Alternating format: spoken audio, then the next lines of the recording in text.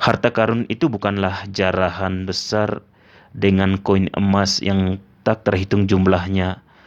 Harta seseorang adalah apa yang membuatnya hidup, apa yang membuatnya bahagia dan mengisi hatinya siang dan malam, dengan apa yang membuat ia bersemangat.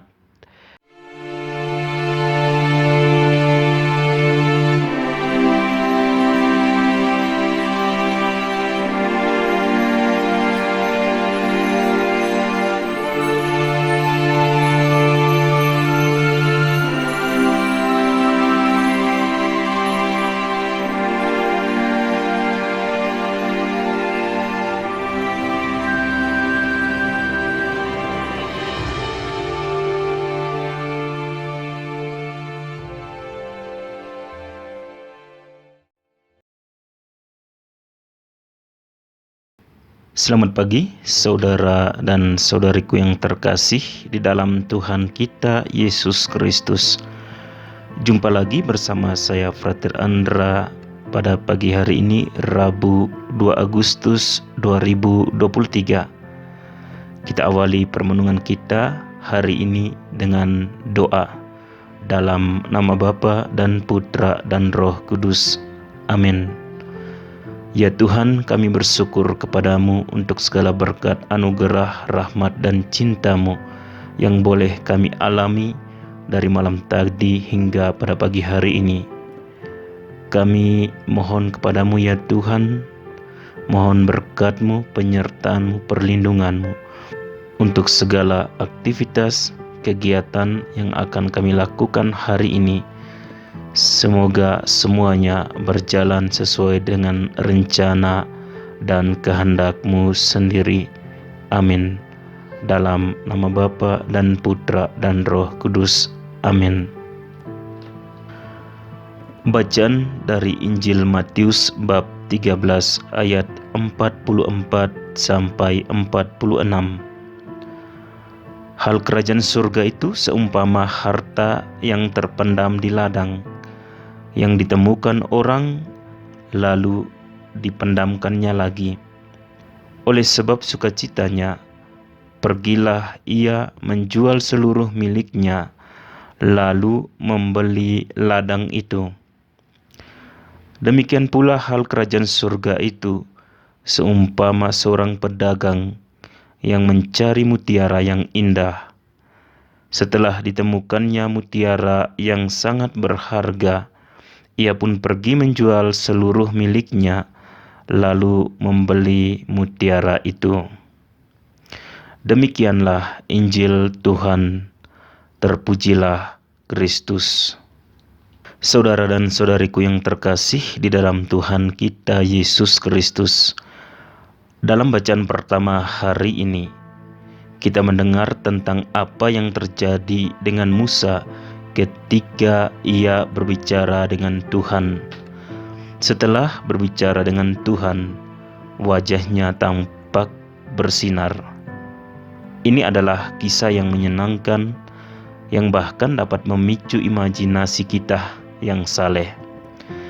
Tetapi kita harus tetap berpegang pada pesan cerita yang paling mendasar dan pada saat yang sama paling signifikan, yaitu kemuliaan Tuhan tercermin di wajah Musa, tidak kurang. Ini seperti mengatakan bahwa pribadi dan misi Musa telah mencapai titik prestise tertingginya. Setelah pengalaman tinggal di Sinai ini, Musa lebih dari memenuhi syarat untuk menjadi perantara antara Yahweh dan umat Israel. Tetapi lebih daripada itu, ia sebagai sosok yang mengantisipasi banyak peristiwa penyelamatan bagi masa depan orang Yahudi. Peristiwa ini membawa kita dalam lingkup Kristiani pada apa yang terjadi pada semua pengikut Yesus. Setelah kita bertemu Yesus, kita dapat mendengar suaranya, dapat berbicara dengannya, dapat menerimanya dalam Ekaristi, Dan peristiwa itu tidak hanya mengubah wajah kita, tetapi hati kita, seluruh keberadaan kita. Kita tidak sama sebelum dan sesudah mengenal Yesus. Itu telah mengubah seluruh hidup kita. Kita terus mengandalkannya dan darinya kita menerima suatu kekuatan, suatu energi yang kita butuhkan di dalam kehidupan kita sehari-hari. Saudara dan saudariku yang terkasih di dalam Tuhan kita Yesus Kristus, dalam Injil hari ini sekali lagi Yesus berbicara tentang kerajaan surga atau tentang kerajaan Allah. Itu terlihat seperti harta karun atau mutiara yang berharga. Sungguh lucu bagaimana Yesus selalu menggunakan perumpamaan untuk berbicara tentang kerajaan Allah, tentang suatu realitas yang ada dan tersembunyi, tetapi begitu menemukannya secara mendalam, mengubah kehidupan orang-orang, menjual segalanya, meninggalkan segalanya demi harta yang ditemukan atau mutiara yang sangat berharga. Kedatangan atau penemuan kerajaan Allah membutuhkan perubahan besar. Di satu sisi, ini tentang membiarkan diri kita diubah, dan di sisi lain tentang keputusan pribadi kita masing-masing untuk membangun kehidupan seperti yang diinginkan Tuhan. Yesus mengusulkan suatu gaya hidup yang sejalan dengan kehendak Allah. Ini adalah pertobatan pribadi yang tidak tetap pada setiap individu, tetapi mengarah pada cara hidup dan perilaku baru dalam keluarga, dengan tetangga, di tempat-tempat kerja, dalam komunitas kita, dan juga di dalam kehidupan bermasyarakat. Perubahan sikap yang dapat membawa setiap orang menuju ke kehidupan yang lebih bermartabat dan terjamin. Kehidupan yang berbeda, kehidupan yang tidak diatur oleh dendam, permusuhan, iri hati, balas dendam, dan penghinaan. Ini tentang menjadi seperti Tuhan, perilaku yang lebih bersifat persaudaraan dan suportif, yang kemudian konsekuensinya diekspresikan dalam hubungan yang dibangun sehari-hari. Yesus memberi kita kerajaan Allah sebagai sesuatu yang sederhana dan pada saat yang sama mudah dikenali oleh siapapun, bahkan yang paling sederhana pun. Mereka yang memutuskan untuk masuk ke dalam dinamika kerajaan Allah akan mengalami hidup dalam kelimpahan. Itulah sebabnya siapapun yang menemukan harta ini kemudian menjual segalanya, karena ia percaya kekuatan penyelamatan Tuhan sudah atau telah bekerja di tengah-tengahnya. Saudara dan saudariku yang terkasih di dalam Tuhan kita Yesus Kristus, harta karun itu bukanlah jarahan besar dengan koin emas yang tak terhitung jumlahnya.